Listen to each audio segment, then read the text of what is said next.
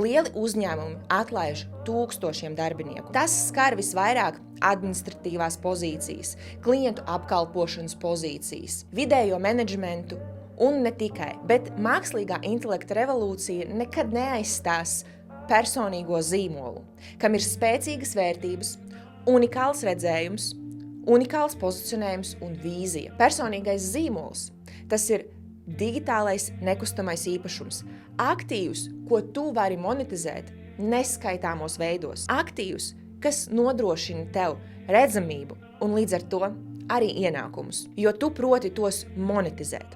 Tāpēc, ja tu gribi nodrošināt savu nākotni, stabilākais ceļš ir šis, nevis tikai universitāte. Ja tu studē vai strādā algotu darbu, tev nav jāiet prom. Sāc paralēli būvēt savu personīgo zīmolu, padari savu darbu, savu ekspertīzi vai studijas par sava zīmola sastāvdaļu tieši šajā dzīves posmā. Personīgais zīmols tieši tāpēc ir personīgais. Tas ir tiešākais tavas personības dzīves ceļa un vērtību atspulgs.